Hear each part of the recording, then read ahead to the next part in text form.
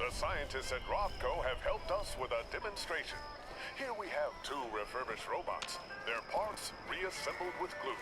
Protectron 1 had his parts attached with industrial strength Wonder Glue. Protectron 2 with our leading competitor's brand. How are you feeling, Protectron 1? Do your machine parts feel securely attached? I feel wonderful. Thank you. Well, listen to that.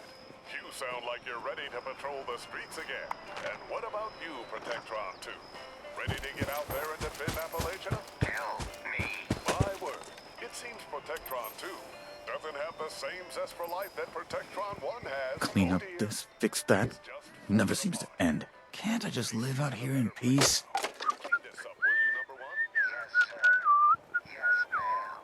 Well, there you have it. 2 out of 2 Protectrons agree. If you're looking for a powerful adhesive at an affordable cost, look no further than Wonder Glue. It works wonders.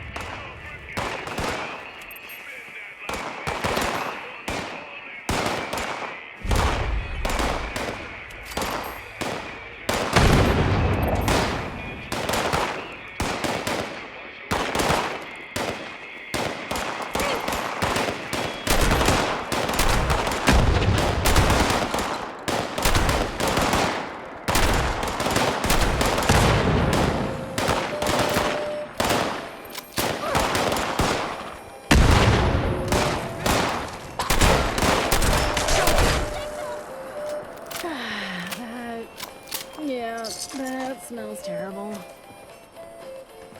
Feels good to clean a place up and make a quick buck at the same time.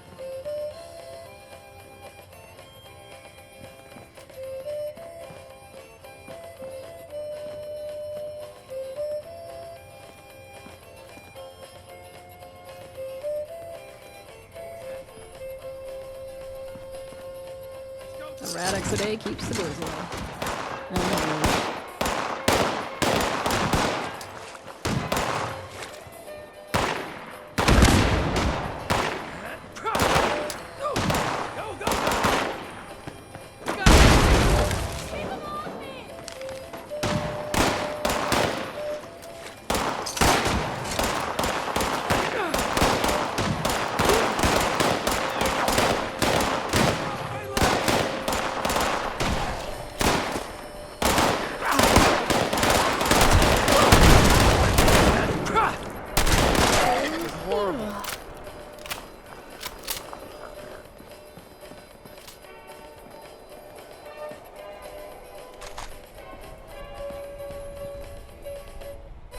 All this stuff left behind after the war. We should make good use of it. How goes?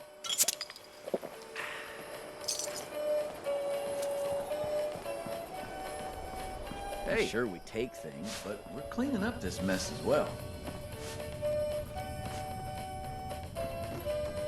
A radix a day keeps the ghouls away.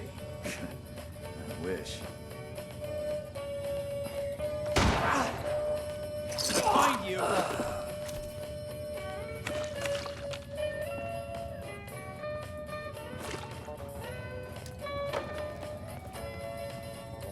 Watch out!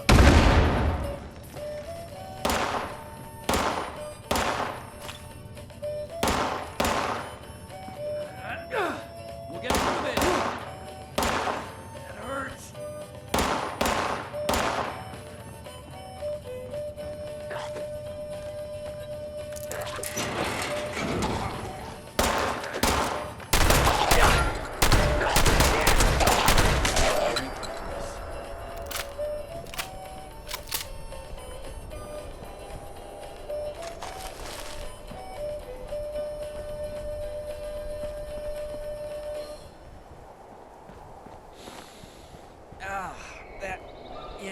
Smells terrible. Of Heart of Steel, a Dread Island. Let's look at all this destruction.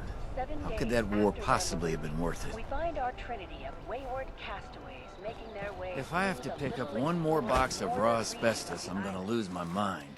The need for fresh food has driven them ever further in their expeditions, and as luck would have it, they found a shallow pond teeming with bright fish. The weather was warm and the wind was mild, although young Anna had grown seasoned and wise enough to know that fine weather meant little for a fine day on Dread Island. Hard. Great job finding this place. Look at all these fish. We can hang them at the camp to dry and we'll eat well for days. Anna, it does appear safe, but we gotta be careful. 5 pounds of aluminum, 10 Nuclear pounds of steel. protection on a budget. Alas, nuclear protection on a budget. Hey, a penny. Copper's always handy. Never trust atoms. They make up everything. Anybody can hoard tin cans. We do what the rest won't. Watch your step. There's toxic waste all over the place. Well, tell them I Scavenge with can't the see best, it right now. starve with the rest. You sure got some good ones, Hart. Franklin children, my sensors are picking up an energy signal in the vicinity. It appears harmless, but I cannot determine its location. The One signal person's originates junk is just another's gold bullion. west of our position.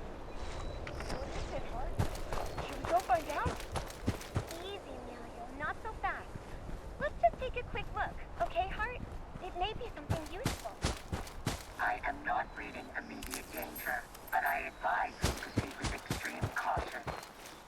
Hart, Anna, and Emilio quickly set off, following the robot's sensor reading. Through hanging leaves and twisting vines they search, Hart's machinery carefully tracking the unknown signature. After a time, the thick vegetation gives way to a clearing that ends against a tall cliff of stone. Hart and the children find themselves at the threshold of a large entranceway leading deep into the cliff. A trapezoidal doorway. It's hard work making a living out here. Set into the sides of the portal are strange devices, each containing a large flat disc of a strange material and fastened on a swiveling mount. Look at those things. How, Hart? Who could have built something this peculiar out of these big stones? And not divided?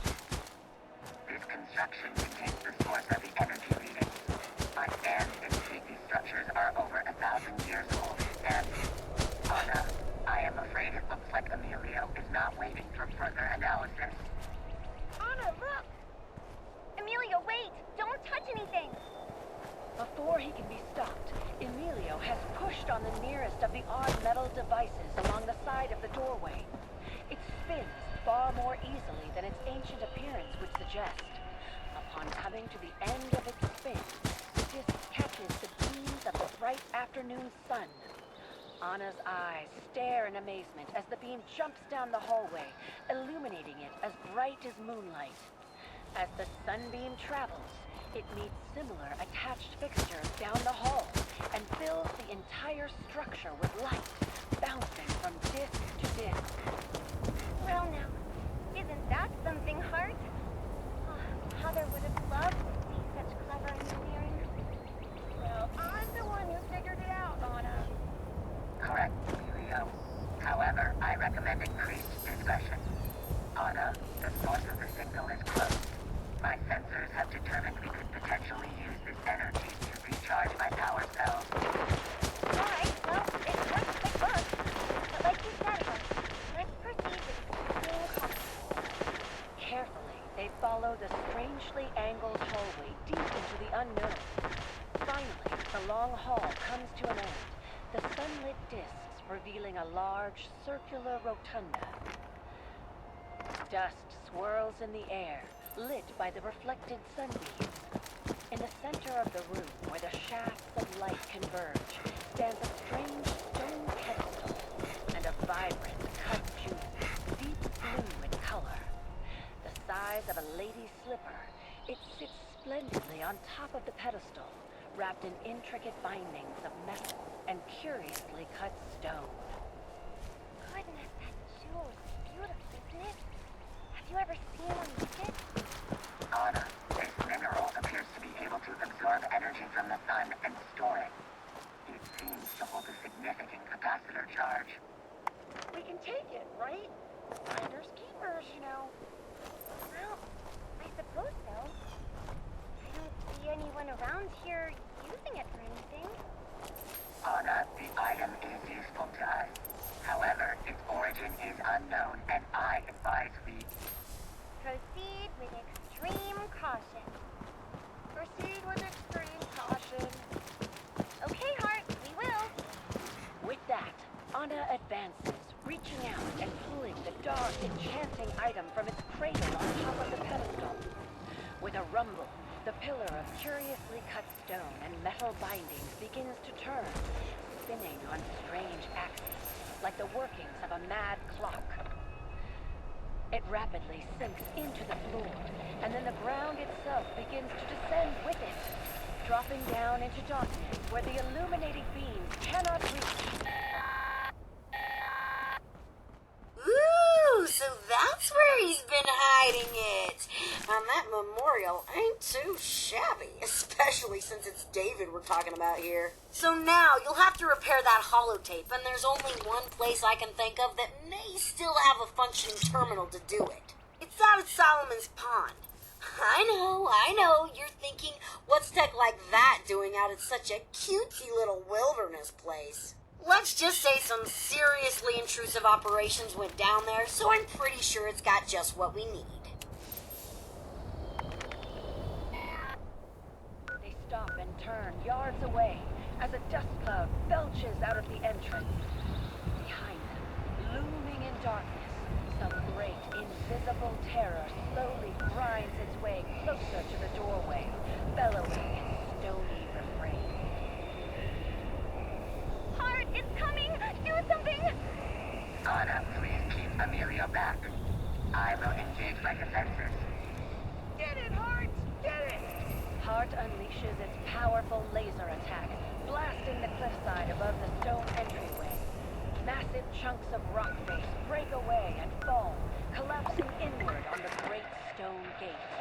1,000,000 tons of rubble fill the space where the strange